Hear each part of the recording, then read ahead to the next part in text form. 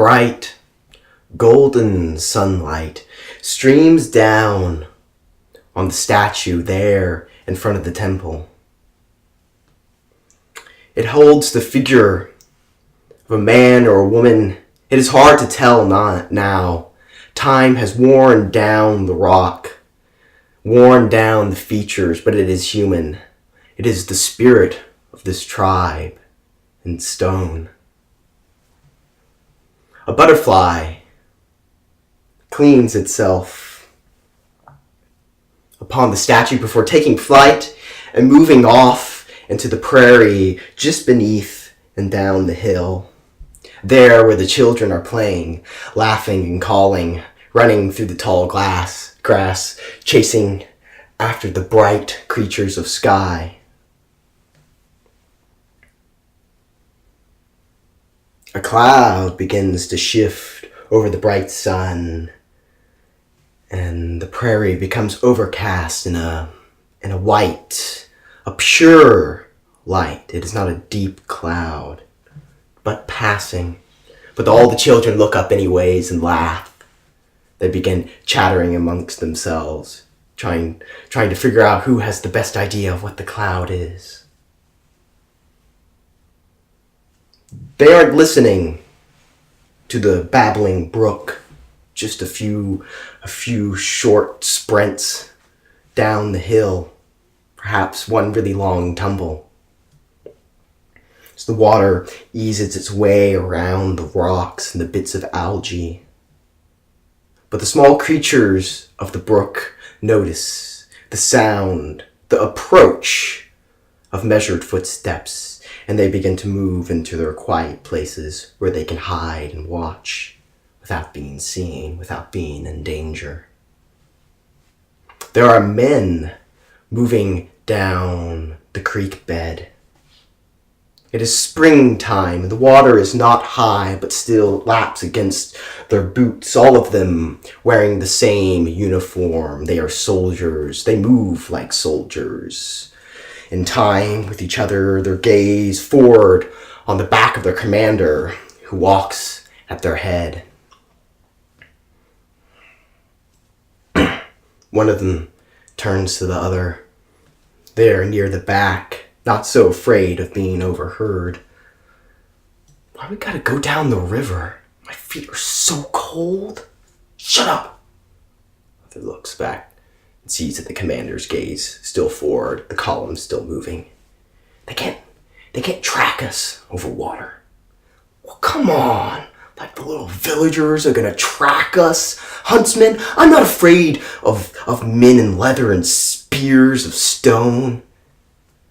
I'm afraid of the commander, okay? And he said, we're going down the river. We're going down the river. Why don't you shut up and take it? Mother shakes his head. I hope we're getting close. Yeah, we are. Look, I can see it right up on the rise there.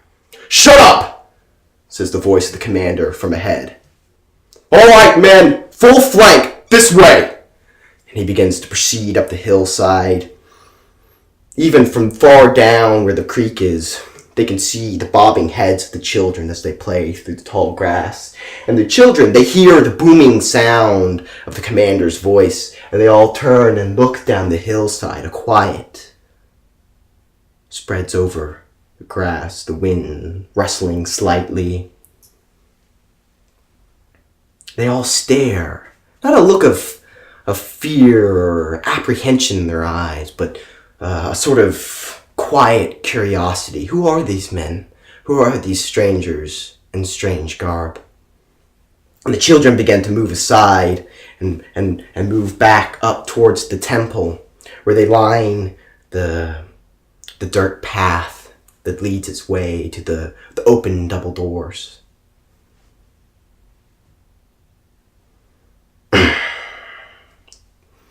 The commander stands now before two youths.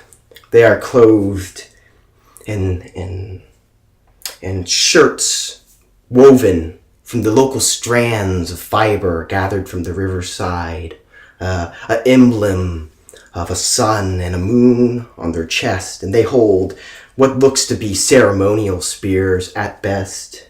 They seem to be keenly aware of the swords of the men, the steel, the armor, and their hands shake as they stare down at the commander who paces like a wolf in front of them.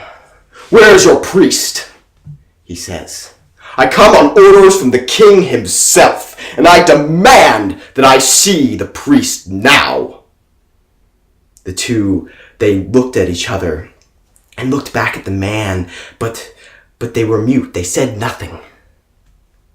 "Did you hear me?" And they shook a little more and cowered back before a woman strode out from within the darkness of the building. "Yes, they heard you," she said. "Find me your priest. I would speak with him now. I would speak with your leader." "I am the priest," the woman says. "A woman? I knew that your people had strange customs. No wonder that you still spend your time digging through the dirt. State your matters, and be gone from this place. This is hallowed ground you tread upon." "Like I care. The king commands that we come here and take, I suppose, you with us. You will do exactly that, or you will pay the price." "Is that so? What does your king want of me?" the woman said. She walked down off the temple and standing before the man. He stood easily a full foot above her, towering over her, his cape moving in the wind behind him, his hand resting easily on the pommel of his sword, and he smirked down at her. "Well, I know I do look rather handsome, and I sound real smart, but the king doesn't confide in men like me. The king confides in very, very few women. It is my business to follow orders. It is my business to do as I'm told, and you will do the same. You see this village here?" he said, pointing across the hillside down a little ways into the valley. "You know how many villages like that I have burned for my king? You know how many men like this," he said, pointing to the youth holding the spear, "that I have killed at the point of my sword? Do you know how many women like you I've raped? Don't stand before me now and pretend to be brave, because they all die the same in the end, and they all bleed the same red blood into the earth. So pack your shit and let's move."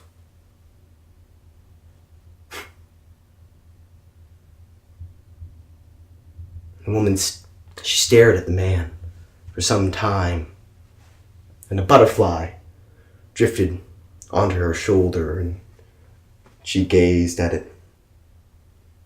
"All right, I'll come with you. I'll come with you, but on my terms." "You hear, boys?" And the men begin to laugh, but they're not sure quite what the joke is, and they're afraid of this glint in Commander Froam's voice. This is what he sounds like before he gets murderous. Their uneasy eyes travel over the children and the men and the youths. We can feel their fear, not of the danger from these people, from the villagers, but they're afraid of themselves, of the monsters they'll become, like Commander Froam. And they look to him. They look to him and their eyes plead with him, "Don't." But he doesn't look to his men. The commander stares down at the woman. "Fine then. What are your terms, girl?" "For starters, you refer to me by name. It is Chandara. Secondly, you will leave my village alone, and you will never come back here, unless it is to escort me back to my proper place. Furthermore, you will say a prayer for desecrating such sanctity as this temple offers, with your words, with your looks, and with your steel. And when you are done, you will apologize to me, and then I will follow you, not as a prisoner or a captive, but as a guest. Is this clear?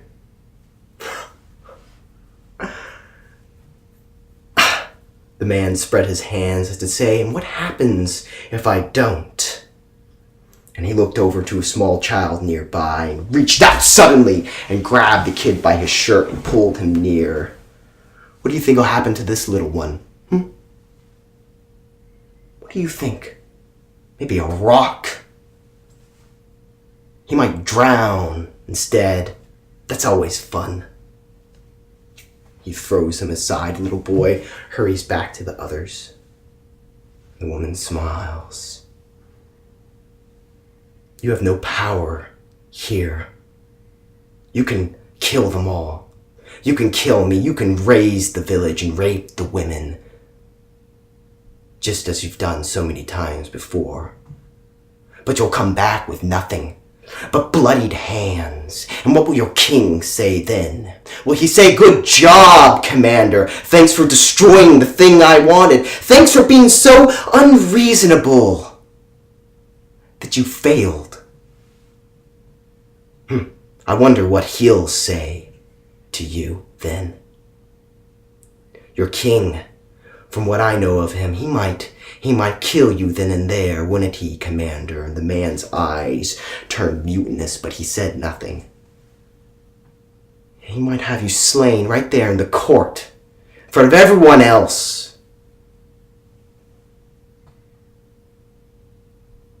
I'm waiting, she says. The commander looks back to his men, and they all kind of shy back from his gaze. They can feel the animosity, like laser beams coming from his eyes.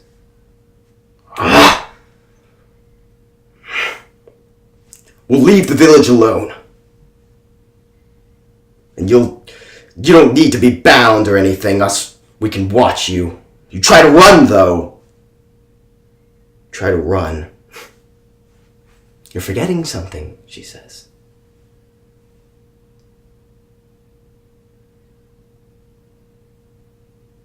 I will not pray to your gods.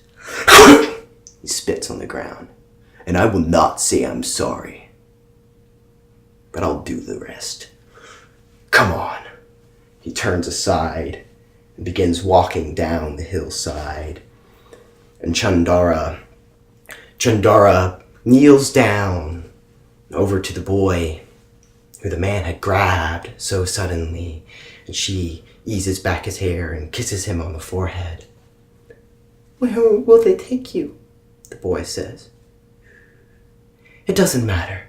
I'll be back. What will happen? Oh, you'll all be fine. Your mother waits for you in the village. You'll all be fine. No, the gods, won't they be angry? They came here and he didn't say he was sorry. Chandara nods. Oh, the gods will be furious, child. The gods will be furious.